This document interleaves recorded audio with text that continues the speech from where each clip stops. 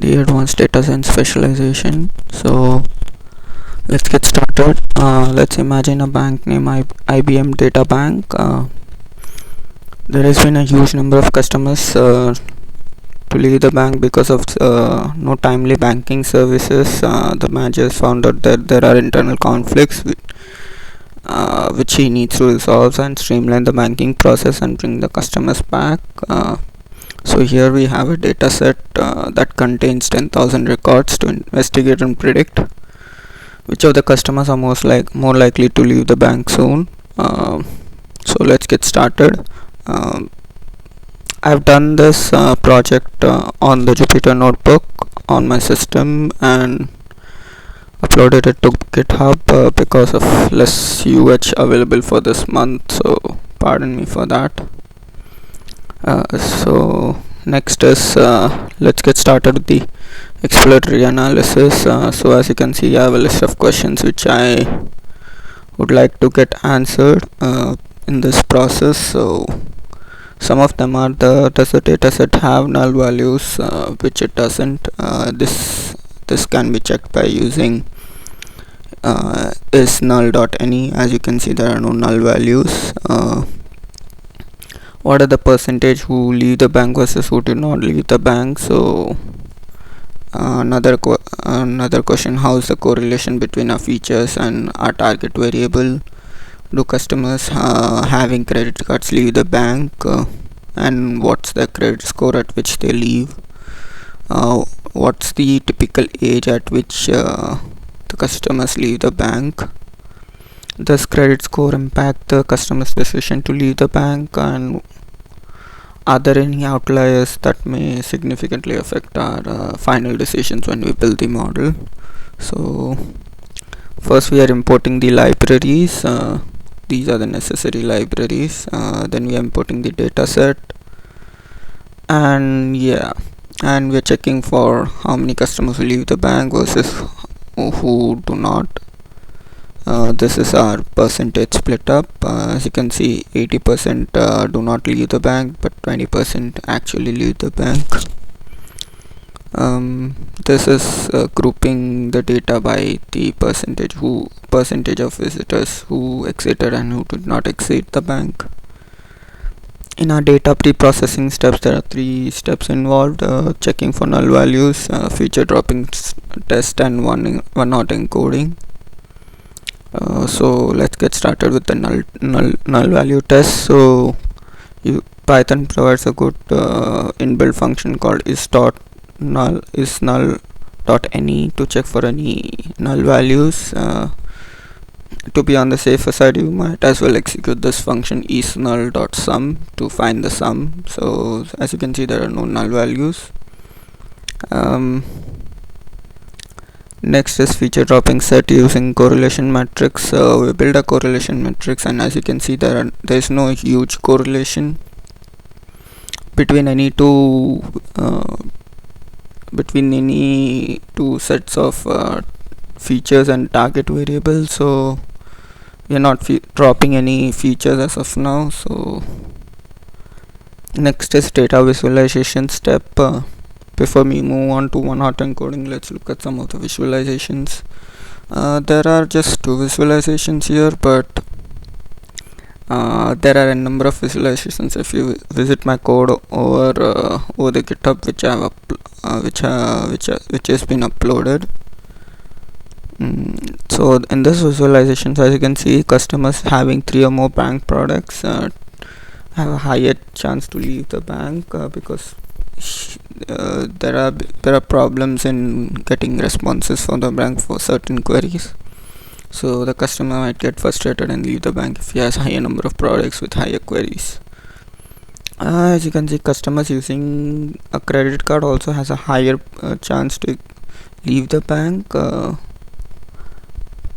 This is up for discussion and would be evaluated further.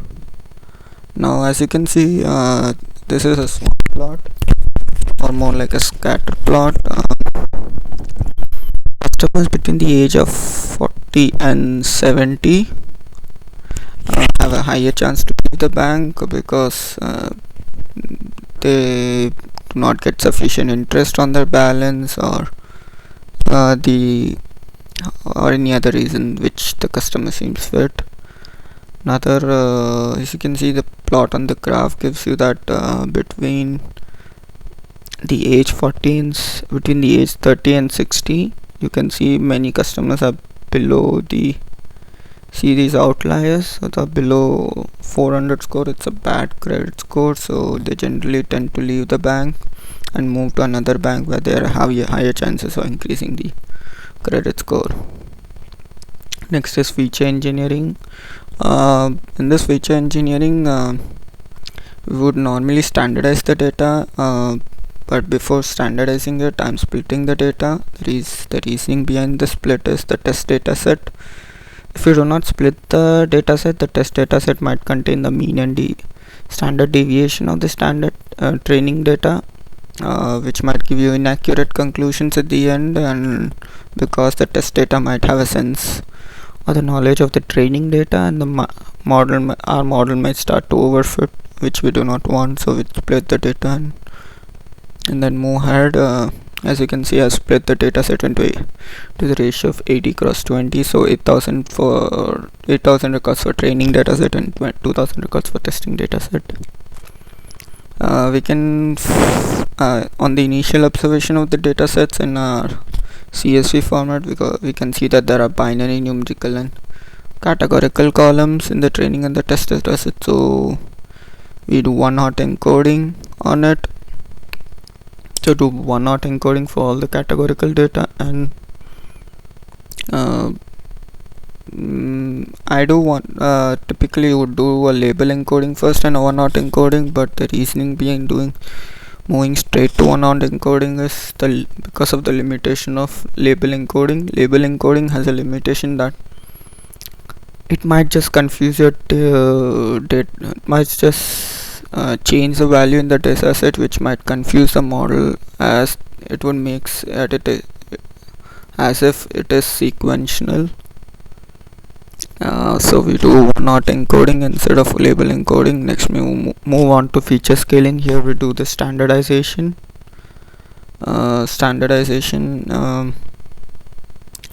Next is our after doing the feature scaling, we move on to building the model. So let's first define the model. Here, as is the requirement of this capstone project, I have done two algorithms. One is a traditional machine learning algorithm, logistic regression, and another one is the neural network. As you can see, I'm sorry if you see random forest. I think the screenshot is not there, so I'm sorry for that. So let's talk about logistic regression. I've built this logistic regression model using the solver LBFGS, and fitted it and making predictions, and we find that the accuracy is 81%, which is bad. So we think neural network might come in handy. So we build a neural network of with the input nodes of 6, 3 middle layers of 12, 24 and 12 nodes, and one output layer with 1 node. Since it's a binary classification, so our output nodes can only be 1. I use sigmoid activation function for our output layers and ReLU activation functions for other layers. Sigmoid works well with binary cross entropy, since this is a binary classification problem, so I use a sigmoid activation function. I define the model and build the model here. Then I move to fitting the model. After fitting the model, you would generally evaluate your model. So I've used accuracy score and confusion matrix for evaluating it. I've used accuracy score because my only objective is to find how accurate is my model in doing the classification. So accuracy score is a good choice. Confusion matrix is also good because it gives you out all these parameters like true positives, true negatives, false negatives and false positives, which can help you in further fine-tuning the model. So as you can see, the accuracy is 86%. And now after calculating the accuracy, visualizing the evaluation matrices, this is on the training data set. So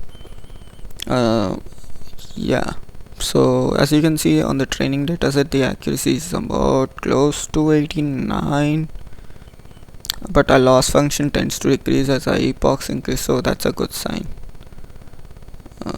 Thank you, that's all for my capstone project. Hope you liked it.